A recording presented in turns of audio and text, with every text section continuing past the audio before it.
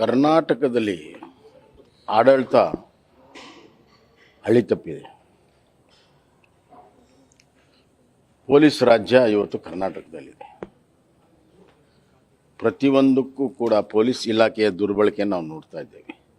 ವಿರೋಧ ಪಕ್ಷದ ಮೇಲೆ ದ್ವೇಷ ಸಾಧಿಸಲು ಹಲವಾರು SITಗಳು, ಹಲವಾರು ತನಿಖೆಗಳು.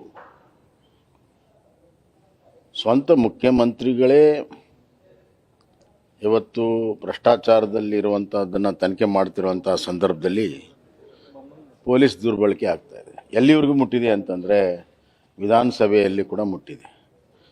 ಬೆಳಗಾವಿ ಅಧಿವೇಶನದಲ್ಲಿ ಮೊಟ್ಟ ಮೊದಲು ರೈತರ ಸಮುದಾಯ ಆದಂಥ ಪಂಚಮಸಾಲಿ ಲಿಂಗಾಯತರ ಮೇಲೆ ದೊಡ್ಡ ಪ್ರಮಾಣದ ಲಾಠಿ ಚಾರ್ಜ್ ಆಗಿ ರಕ್ತ ಸುರಿಸಿದರು. ಹಿಂದೆಂದೂ ಕೂಡ ಆಗಿರಲಿಲ್ಲ. ಹಲವಾರು ಬಾರಿ ರೈತ ಸಂಘಟನೆಗಳು ಹೋರಾಟ ಮಾಡಿದಾಗೂ ಕೂಡ, ಇದೇ ಪಂಚಮಸಾಲಿ ಹೋರಾಟ ಮಾಡಿದಾಗಲೂ ಕೂಡ ಆಗಿರಲಿಲ್ಲ. ಇಲ್ಲಿ ಪೊಲೀಸರ ಬಳಕೆ ಭಾಳ ಒಂದು ರೀತಿಯಲ್ಲಿ ಪೊಲೀಸರ ದಬ್ಬಾಳಿಕೆಯಿಂದನೇ ಎಲ್ಲವನ್ನೂ ನಾನು ದಮನ ಮಾಡ್ತೀನಿ ಅನ್ನುವಂಥ ನೀತಿ ರಾಜ್ಯ ಸರ್ಕಾರಕ್ಕೆ, ಮುಖ್ಯಮಂತ್ರಿಗಳಿಗೆ, ಉಪಮುಖ್ಯಮಂತ್ರಿಗೆ ಇದೆ.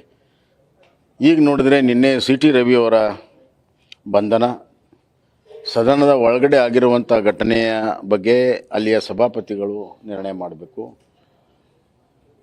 ಆದರೆ ಅವ್ರ ಮೇಲೆ ಹಲ್ಲೆ, ಅವ್ರ ಮೇಲೆ ಗೆರವು ಹಾಕುವಂಥದ್ದು ಒಬ್ಬ ಶಾಸಕರಿಗೆ, ಅದಾದಮೇಲೆ ಯಾವುದೇ ರೀತಿಯ ತನಿಖೆ ಮಾಡ್ದೇ ಕಂಪ್ಲೇಂಟ್ ಕೊಟ್ಟ ತಕ್ಷಣವೇ ಅವ್ರನ್ನ ಅರೆಸ್ಟ್ ಮಾಡಿರುವಂಥದ್ದು, ಅರೆಸ್ಟ್ ಮಾಡಿ ಅವ್ರು ನಡೆಸ್ಕೊಂಡಿರುವಂಥ ರೀತಿ, ಜುಡಿಸ್ಟಿಕ್ಷನ್ ಪೊಲೀಸ್ ಸ್ಟೇಷನ್ನಲ್ಲಿ ಅವ್ರಿಗೆ ಅರೆಸ್ಟ್ ಮಾಡೋದೇ ತಪ್ಪು. ಇಂಥ ಹಲವಾರು ಪ್ರಕರಣಗಳಲ್ಲಿ ಶೋಕಾಸ್ ನೋಟಿಸ್ ಕೊಟ್ಟು ಅವ್ರನ್ನ ಕರೆದು ವಿಚಾರಣೆಯನ್ನು ಮಾಡಿ ಸಾಕ್ಷಿ ಆಧಾರಗಳ ಮೇಲೆ ಮುಂದಿನ ಕ್ರಮಗಳನ್ನು ತೆಗೆದುಕೊಳ್ತಾರೆ. ಹಲವಾರು ಪ್ರಕರಣಗಳಿದ್ದಾವೆ. FSL ಲ್ಯಾಬ್ಗೆಲ್ಲ ಕಳಿಸಿಬಿಟ್ಟು ವಿಡಿಯೋ ಆಡಿಯೋಗಳನ್ನು ಚೆಕ್ ಮಾಡ್ತಾರೆ. ಅದೇ ಯಾವುದನ್ನು ಕೂಡ ಮಾಡದೆ ಇವತ್ತು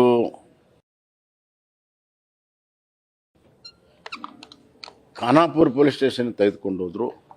ಅಲ್ಲಿಂದ ಹಲವಾರು ಜಾಗಗಳಿಗೆ ಪೊಲೀಸ್ ಸ್ಟೇಷನ್ಗೆ ತೆಗೆದುಕೊಂಡು ಹೋಗಿ ಅವ್ರಿಗೆ ಚಿತ್ರಹಿಂಸೆಯನ್ನು ಕೊಟ್ಟು, ಮಾನಸಿಕ ವೇದನೆಯನ್ನು ಕೊಟ್ಟು ಇವತ್ತು ಅವ್ರು ನಡೆಸ್ಕೊಂಡಿರುವಂಥ ರೀತಿ ಅಮಾನವೀಯಾಗಿದೆ.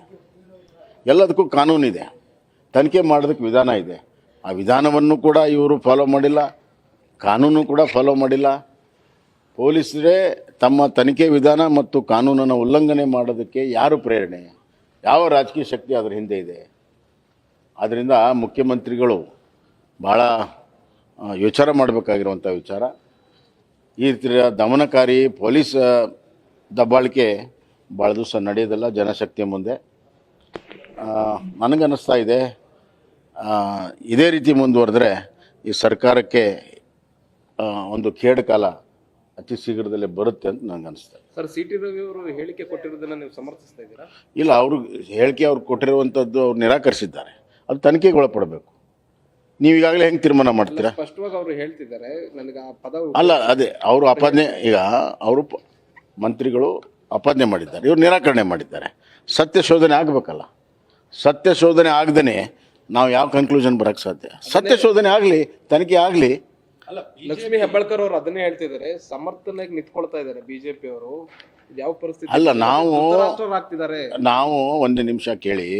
ಪೊಲೀಸರ ನಡವಳಿಕೆಯನ್ನು ನಾವು ಸಮರ್ಥನೆ ಮಾಡೋಕ್ಕೆ ಸಾಧ್ಯ ಇಲ್ಲ. ಸಮರ್ಥನೆ ಮಾಡಬೇಕಾ?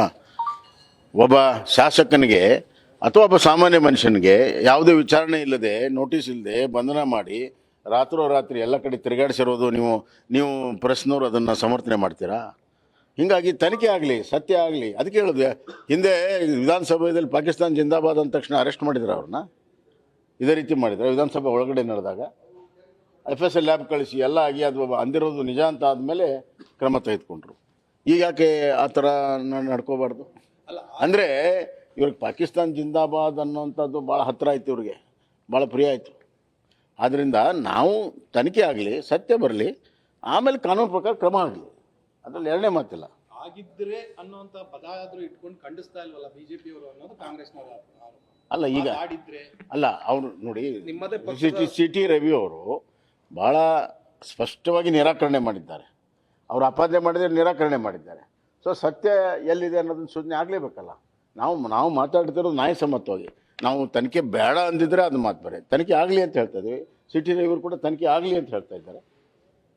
ಆಮೇಲೆ ಹಿಂದೆ ಇದೇ ಥರ ಪ್ರಕರಣಗಳು ವಿಧಾನಸಭೆಯಲ್ಲಿ ನಡೆದಾಗ ಯಾರೂ ಕೂಡ ಪೊಲೀಸ್ ಸ್ಟೇಷನ್ಗೆ ಹೋಗಿರಲಿಲ್ಲ. ವಿಧಾನಮಂಡಲದ ಒಂದು ಸಮಿತಿಯನ್ನು ಮಾಡಿ ಅಲ್ಲಿ ತನಿಖೆಯನ್ನು ಮಾಡಿ ಆ ರಿಪೋರ್ಟ್ ಆಧಾರದ ಮೇಲೆ ಮುಂದೆ ಕ್ರಮಗಳನ್ನು ತೆಗೆದುಕೊಂಡಿದ್ದೀವಿ. ಇಂಥ ಹಲವಾರು ಪ್ರಕರಣಗಳಿದ್ದಾವೆ, ನಾನು ಅದನ್ನು ಹೆಸರು ಹೇಳಕ್ಕೆ ಹೋಗೋದಿಲ್ಲ.